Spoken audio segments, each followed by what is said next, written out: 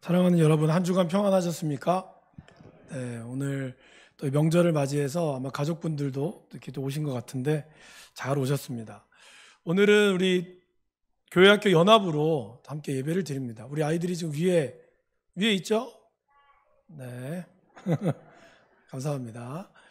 그래서 우리 아이들과 함께 또 예배를 또 드리다 보니 아이들에게 좀 맞춰서 아이들이 쓰는 이 PPT를 저희들이 좀 활용해서 오늘 말씀을 좀 나누고자 합니다. 늘 느끼는 거지만 명절이나 쉬는 날 같은 날은 시간이 정말 잘 가는 것 같습니다. 그죠? 보통 때는 똑같은 24시간인데 쉬는 날은 정말 빨리 가는 것 같습니다. 아마 우리 친구들도 그렇게 느끼시죠? 네, 감사합니다.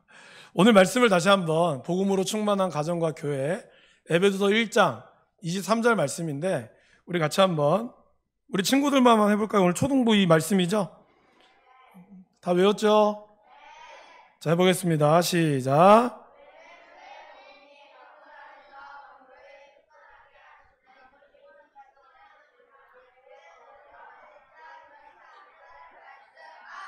아멘. 감사합니다. 우리 다 같이 한번 해보겠습니다. 시작.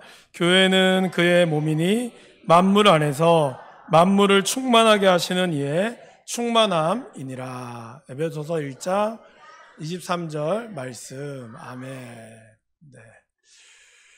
여러분, 아프리카에 있는 한 아이의 모습을 그렸습니다. 저희들이 10월 14일 날 토요일 날 월드비전에서 주최하는 6km 기부런 행사에 저희 교회에서 약 한 40명분이 40명이 지원을 해주셔서 저희들이 하게 되었습니다. 부산만 하는 것이 아니라 이제 서울과 경기 통틀어서 약 한 7만 5천 명 정도가 참여하는 큰 행사고 저희 부산만 해도 아마 2천 명이 넘는 행사로 제가 알고 있습니다. 근데 여러분 왜 6km를 걷는지 한번 영상으로 이렇게 보신 적 있으시죠? 한국과 아이들이 우물을 기르러 가는 그러한 거리가 약 6km 정도 된다고 합니다. 저렇게 지고 이고 가며 거의 반나절을 아이들이 물을 떠와서 다시 오는 그러한 거리들이 6km, 평균 6km고 실제로는 12시간이 되는 그러한 거리를 물을 떠오는 경우들도 있다라고 합니다. 그래서 많은 선교사님들이 그러한 물을 위해서 우물 사업을 하는 경우도 많이 있습니다.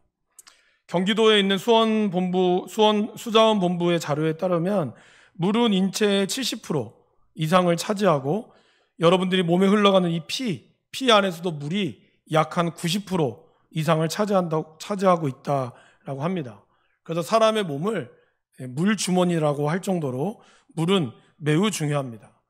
또 세계보건기구에서 이야기하는 통계에도 따르면 사람이 건강한 물만 마셔도 질병의 80% 이상은 치료할 수 있다라고 이야기를 하고 있습니다.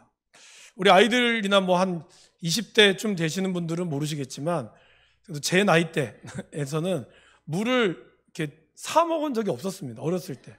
아마 저보다 더 연배가 많으신 분들은 공감하실 겁니다. 그죠?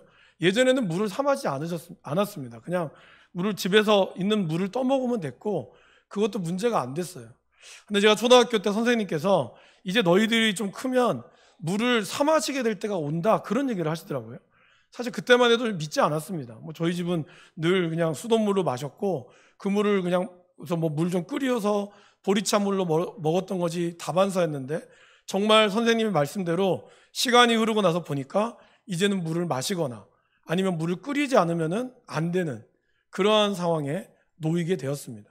그나마 우리나라나 또 몇몇 나라들은 그래도 물을 내 돈 주고 마실 수 있는 그러한 환경이라도 되니까 다행이지만 저렇게 아프리카 같은 나라는 그렇게 사 마실 수 있는 환경도 도저히 되지 않습니다.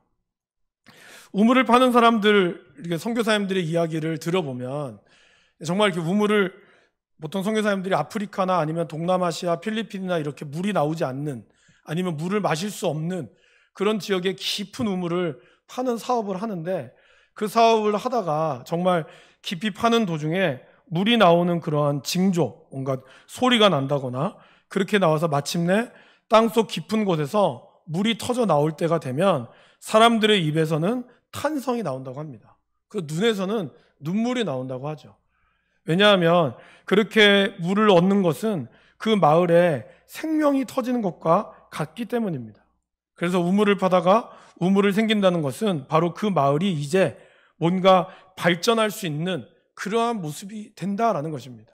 또한 물이 없어서 간신히 떠온 물을 가지고 기껏해야 세수하는 것도 쉽지 않은 그러한 상황 가운데 있는 사람들. 그러다 보니까 늘 그렇게 어려운 지역에서는 몸에 냄새가 날 수밖에 없는 것이죠. 우리로는 왜 비누칠도 안 하고 하냐 하지만 그것조차도 허락되지 않는 그러한 땅에서 그들이 살아가고 있다라는 것입니다.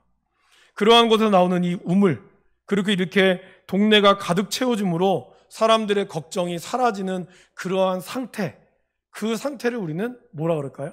그걸 바로 우리는 충만이라고 합니다. 바로 오늘 말씀에 나오는 그 충만이란 단어가 바로 여기에 있습니다.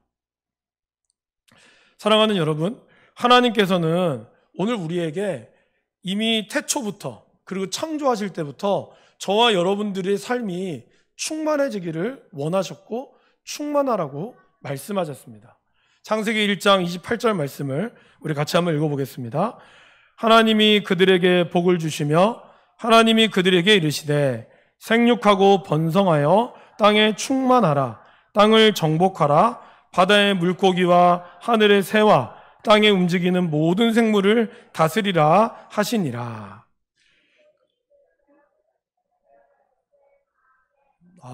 잘 배웠어요. 아주 잘하셨습니다. 그죠? 하나님께서는 이미 사람을 창조하시고 나서부터 뭐라고 그러셨냐면은 땅에 충만하라라고 말씀하셨어요. 그러니까 땅이 늘 언제나 하나님께서 채워주시는 그 은혜로 말미암아 충만한 상태가 이루어지기를 누구보다 원하셨다라는 것입니다. 인간은 죄로 인하여 그 충만함이 사라졌죠.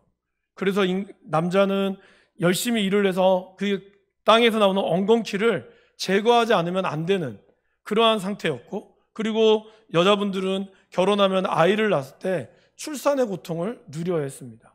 그렇게 느낀다는 것은 뭔가 부족함을 계속해서 이야기하는 것입니다. 그래서 노아의 홍수로 인해 인간은 결국 심판을 당하였고, 하나님은 그로 인해 한 사람을 세우셨습니다. 그 아브라함을 통해서 하나님은 창조 때 하셨던 그 말씀, 다시 충만한 약속을 아브라함에게 허락하셨습니다. 그 말씀을 우리 화면을 통해서 한번 보겠습니다. 하나님께서는 아브라함을 통해서 이렇게 얘기하셨죠. 너는 복의 근원이 될 것이다. 그러면서 하나님은 말씀하시기를 땅에 사는 모든 민족이 너로 말미암아 충만한 복을 얻게 될 것이라고. 단순히 아브라함에게만 준 약속이 아니라 이 약속은 아브라함을 따르고 아브라함을 축복하는 모든 이에게 하나님은 충만한 복으로 허락하셨다라는 것입니다. 그리고 이것을 이제 우리 예수님께서 그분의 십자가 앞에서 자기 목숨을 많은 사람을 위한 대속물로 내어주므로 예수님을 믿는 모든 사람마다 영생의 복을 얻게 되는 그러한 축복을 주셨습니다. 예수님이 오셨다는 것은 바로 새 언약을 맺으셨다라는 것입니다. 구약에서 맺었던 하나님의 언약이 예수님께서 오심으로, 그리고 이제 그의 백성들을 통하여 하나님은 새 언약을 허락하여 주셨습니다. 그리고 이제 이것이 누구에게로 넘어갔을까요? 바로 하나님이 피로 값주고 다신 이 교회, 저와 여러분들에게 하나님이 만들어 주신 가정과 교회를 통하여 하나님은 충만한 복을 우리에게 이루기를 원하셨다라는 것입니다. 에베소서 1장 23절 말씀을 다시 한번 돌아보시면 교회가 예수님의 몸이다라고 이야기하고 있습니다. 단순히 몸이 아니라 만물 안에서 만물을 충만케 하시는 이의 충만한 것이 바로 교회다라고 이야기하고 있습니다. 그러기에 저와 여러분들이 이제 이 교회 안에서, 그리고 하나님이 주시는 이 작은 가정의 이 교회 안에서 우리는 충만한 일들을 감당해야 한다라는 것입니다. 그럼 여러분, 그 사역이 뭘까요? 그것은 바로 우리 예수님께서 이 땅에 계시면서 우리들에게 보여주었던 그 사역을 말씀하십니다. 그 사역을 세 가지로 함께 나눠보도록 하겠습니다. 첫 번째는 예수님은 가르치셨습니다. 어떻게 가르치셨을까요? 마태복음 5장에 보면 심령이 가난한 자는 복이 있도다. 하나님을 천국이 너희의 것이다 라고 말씀하셨습니다. 이러한 팔복뿐만 아니라 산 위에서나 어디에서든지 예수님은 하나님의 말씀을 풀어서 가르치셨습니다. 그리고 이 말씀을 들었던 사람들의 반응은 깜짝 놀랐죠. 어떻게 저렇게 권위 있는 말씀을 하실 수 있을까? 그리고 그 말씀을 들으며 어떤 이들은 마음이 찔리기도 했습니다. 너무 찔려서 예수님을 죽여야겠다라고 마음을 먹기도 했습니다. 그러나 대부분의 사람들은 그러한 예수님의 말씀을 들으며 기쁨이 충만한 것을 그들은 경험했습니다. 이제 주님이 승천하시고 우리 교회에게 남겨진 사명이 무엇이겠습니까? 바로 이 가르침의 사명이라는 거예요. 하나님의 말씀이 언제 어디서나 들려지도록 우리의 자녀들에게 그리고 우리의 이웃에게 말씀을 전하고 가르쳐야 하는 사명이 있어야 한다라는 것입니다. 매일의 말씀이 우리의 삶을 이끌어 가도록 우리는 묵상하고 귀담아 들어야 합니다. 그리고 그 가르침에 순종할 때 하나님은 우리 모든 성도들로 하여금 은혜가 충만하고 기쁨이 충만해지도록 이루실 것입니다. 그러게 사랑하는 여러분, 여러분들의 교회, 여러분들의 삶의 흔적에서 늘 하나님의 말씀이 여러분의 삶을 이끌어갈 수 있도록 그래서 충만한 은혜가 가득할 수 있기를 주님의 이름으로 간절히 축원합니다. 두 번째는 예수님께서는 하나님 나라를 전파하셨습니다. 예수님께서 처음으로 선포하신 말씀이 무엇이었습니까? 회개하라, 천국이 가까이 왔느니라 였습니다. 세례 요한을 통하여 들려졌던 말씀, 하나님의 나라가 가까이 왔으니 이 말씀을 듣고 우리가 돌이켜야 한다라는 것입니다. 그리고 이것을 돌이켰던 사람들, 회개했던 사람들은 예수님께로 돌아왔습니다. 그냥 단순히 돌아온 것만이 아니었습니다. 예수님의 소문을 퍼지면서 뉘우친 사람의 인생은 완전히 달라졌습니다. 대표적인 게 누굴까요? 바로 누가복음 19장에 나오는 삭개오입니다. 삭개오는 세리장이었고 그래서 다른 사람들을 세금을 거둬야 하는 그러한 일들을 했었습니다. 그런 그가 예수님이 뽕나무에 있는 예수님이 삭개오를 보고 네가 내려오라, 내가 오늘 너희 집에 유하겠다. 그 말씀 가운데서 삭개오는 뭐라고 고백했습니까? 주여 보시옵소서, 내 소유의 절반을 가난한 자들에게 주겠사오며 만일 누구의 것을 속여 빼앗은 일이 있으면 내 갑절이나 갚겠나이다. 하나님의 나라가 선포되어질 때 삭개오에게는 회개의 영이 임했고 그리고 그는 자기의 모든 것을 하나님 나라를 위하여 내어드렸다라는 것입니다. 또한 여러분, 사마리아에 사는 우물가에서 사람들을 피해서 우물을 팠던 여인, 그 물을 기를 수밖에 없었고 모든 사람들이 잠든 정오의 대낮에 그는 우물을 길러야 했을 만큼 그에게는 한도 많고 아픔도 많았던 한 여인에게 예수님은 찾아오셨습니다. 그리고 예수님은 그분에게 복음을 전했고 그 예수님이 그 복음을 듣자 어떤 반응을 보였습니까? 물뚱어리를 버려두고 자기가 그렇게 숨어서 지내던 사람들을 찾아갔습니다. 그리고 그들에게 복음을 전했습니다. 사람들은 그 여인이 들어왔던 복음을 듣고 예수님을 믿게 되었습니다. 바로 하나님의 나라가 그 이방 땅에도 복음이 임하여지는 그런 놀라운 역사, 바로 하나님의 나라가 선포되어질 때 하나님은 역사하셨다라는 것입니다. 예수님이 승천하신 후에도 교회 안에 이러한 일이 계속해서 일어났습니다. 오순절 날에 마가의 다락방에서 성령이 임하였고 그리고 사도 베드로가 복음을 전하자 3,000명의 사람이 회개하였습니다. 그리고 교회를 다니는 성도들은 온 백성에게 칭찬을 받고 날마다 구원받는 사람의 수가 더하여졌다라고 성경은 기록하고 있습니다.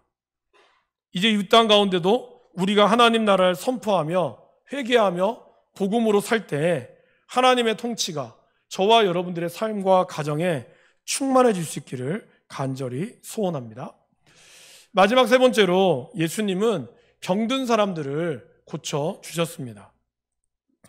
예수님의 이야기를 가만히 보시면 예수님은 모든 사람들과 잘 어울리셨습니다. 그런데 특별히 상처를 받거나 그리고 사람들에게 외면을 받았던, 무시했던 사람들, 무시당했던 그들이 예수님 주변에는 넘쳐났습니다. 그리고 예수님은 그들과 기꺼이 함께 식사하시고 그들에게 사랑과 친절을 베푸셨습니다. 사람들은 어떻죠, 여러분? 사람들은 자기가 좋아하고 그리고 돈이 많고 힘이 센 사람들만을 찾습니다. 그러나 예수님은 그렇지 않으셨습니다. 갈릴리와 예루살렘으로 두루 다니시며 약하고 아프고 소외된 사람들에게 다가가서 그들에게 복되게 하셨고 그들에게 복음을 선포하셨습니다. 그래서 그들이 눈먼 자들이 눈을 뜨게 되고 억눌린 자들이 해방되어지고 앉은 뱅이가 일어나고 죽었던 자가 살아나는 놀라운 역사를 경험하게 되었습니다. 단순히 병이 낫는 것이 중요한 게 아니라 그분의 삶이, 예수님의 삶이, 그리고 그분의 삶을 나눌 때 사람들이 생명을 얻게 되었다라는 것입니다. 바로 아브라함에게 했던 그 축복의 약속, 내가 복이 될지라, 그 약속이 예수님을 통하여 온전히 이루어졌다라는 것입니다. 사랑하는 여러분, 1세기는 그런 교회를 살았어요. 그래서 초대교회는, 특별히 초대교회와 16세기, 지금 우리와 같은 코로나, 아니 그보다 더한 역병이 유럽을 휩쓸고 갔습니다. 아마 들어보셨을 겁니다. 패스트라고 하는 이 쥐로 인한 많은 사람들의 죽음이 찾아왔어요. 그들이 가지고 왔던 그 죽음으로 인하여 많은 사람들이, 유럽의 인구가 거의 절반이나 죽을 정도로 수많은 사람들이 죽었을 때 그들의 시신을 거두어주고 그들의 아픔을 위로했던 사람이 누구였을까요? 바로 교회였습니다. 교회의 목회자들이, 그리고 교회의 성도들이 그 아픈 사람들을 찾아가서 그 전염성이 있는 패스트의 균을 닦아주고 그들에게 함께 아파해주며 그들을 끌어안고 기도해 주었습니다. 초대교회도 그랬습니다. 1세기에 로마가 타락하고 많은 질병들이 넘쳐났을 때에도 교회들은 그 모든 것들을 친히 감당했다라는 것입니다. 16세기와 1세기만이 아니었습니다. 우리의 시대도 마찬가지였습니다. 우리에는 또 너무나 잘 알려져 있는 손양원 목사님, 그분이 한센병 환자들과 함께 평생을 거주하며 그들과 살았고 자기의 두 아들을 공산군에게 잃었지만 그 아들을 용서하며, 죽인 그 사람을 용서하며 자기의 아들로 받아들였습니다. 그러나 사실 우리가 알려진 손양원 목사님 외에도 우리 부산에도 아마 그런 나병 환자촌이 있었잖아요. 그때에도 사역했던 목사님들, 사역했던 성도님들이 계십니다. 우리가 이름도 모르고 그분의 아무것도 모르지만 그러나 하나님은 주목하시고 하나님은 기억하셨던 그 놀라운 일들이 바로 지금의 한국교회를 만들어 왔다는 것을 우리는 기억해야 합니다. 50년 동안 우리 망미동에 우리 평화교회가 지금까지 이어져 내려온 것은 하나님의 은혜라고 생각합니다. 그 가운데 여러분들, 지금 여기 계신 우리 젊은 부부들이, 또한 오늘 모처럼 만에 오신 여러분들이 이곳에서 자랐을 것이고, 수미초등학교를 나오고 광안중학교를 나오시고 또 뭐 그 옆에 학교와 덕문여고와 그 외에 많은 학교들을 다니시면서 여러분들이 아마 부모님의 사랑과 교회의 은혜 가운데 자랐을 것이라고 생각합니다. 이제 우리 교회가 50년이 지나고 남은 주님이 오실 때까지 어떠한 사명을 감당해야 될까요? 바로 하나님이 주시는 그 역할들, 주님이 소외된 자들과 함께하였고 어려운 이웃과 함께하며 그리고 끊임없이 복음을 전하였던 그 사역을 온전히 감당할 수 있어야 합니다. 사랑하는 우리의 친구들, 우리의 유치부, 초등부 친구들이 그 사역을 또한 잘 감당할 수 있도록 우리의 청소년들이 그렇게 그런 아이들을 위하여, 그 나라를 위하여 열심히 공부할 수 있도록 여러분들이 지원해 주시고 기도해 주시기를 바랍니다. 교회는 예수님의 몸입니다. 사도 바울은 우리 몸을 하나님의 성전이라고 했습니다. 그러므로 저와 여러분들도 예수님의 몸입니다. 교회가 예수님이 하셨던 일, 가르침의 사역과 전파하는 사역과 그 다음에 치유하는 사역을 감당하였듯이 저와 여러분들도, 우리의 가정도 그 사역을 감당해야 할 것입니다. 말씀을 모르는 곳에, 복음이 메마른 곳에, 질병으로 고통받는 곳에 찾아가 예수님이 하신 것처럼 우리가 가르치고 전파하고 고치는 일을 할 수 있습니다. 그리고 세상을 섬기는 일을 해야 한다는 것입니다. 유치원에 다니는 아이나 학교에서나 직장에서나 가정에서 우리는 이 모든 사역들을 감당할 수 있습니다. 이 일을 감당할 수 있도록 예수님께서는 우리에게 보혜사 성령을 주셨습니다. 우리 힘만으로는 안 되기에 성령의 도움을 구할 때 성령께서 우리가 친구들을, 또한 동료들을 사랑할 수 있도록 이끌어 주실 것입니다. 제가 1부 예배 끝나고 나면은 이제 새가족 한 분이 계세요. 1부 때 오셨던 그 새가족분과 지금 성경 공부를 4주차를 하고 있습니다. 근데 오늘 그분이 그런 얘기를 하시더라고요. 자기가 참 신기한 거는 예수님 교회를 오기 전에는 조금만 뭐 하시는 일이 힘들면 금방금방 지치고 이게 또 힘이 많이 드는 일이라 지쳤는데 교회를 오고 나서부터 그렇게 일을 해도 힘들지 않고 너무 기쁘다는 거예요. 정말 하나님이 주시는 그 힘, 그분이 뭐가 달라진 게 있었겠습니까? 근데 성령께서 그 가운데 역사하시고 그분이 그 가운데 그러한 하나님을 의지하니까 하나님께서 그에게 힘을 주시더라는 거예요. 말씀을 듣고, 그리고 늘 기도도 어떻게 하는지 몰라서 오늘 기도하는 걸 제가 가르쳐 드렸어요. 그 정도로 아무것도 모르시는 분입니다. 그런데도 하나님을 사랑하는 그 마음으로 인해 하나님께서 그분을 만지시고 하나님 그분을 통하여 역사하는 것을 보여주셨다라는 것입니다. 그렇습니다, 여러분. 성령을 우리가 의지할 때, 우리가 하나님의 도움을 구할 때 하나님께서 우리들을 그렇게 감당할 수 있도록 동료들을, 친구들을, 우리의 가정을 사랑할 수 있도록 이끌어 주실 것입니다. 우리의 주변을 돌아보아서 예수님을 닮은 모습으로 부지런히 저와 여러분들이 그리스도의 사랑을 나타낼 수 있기를 바랍니다. 우리를 통해, 교회를 통해서 세상을 충만한 하나님의 복으로 채우기를 원하시는 이 하나님의 마음을 따라 살아나가는 우리 모든 평화의 가족 되시기를 간절히 축원합니다. 함께 기도하겠습니다.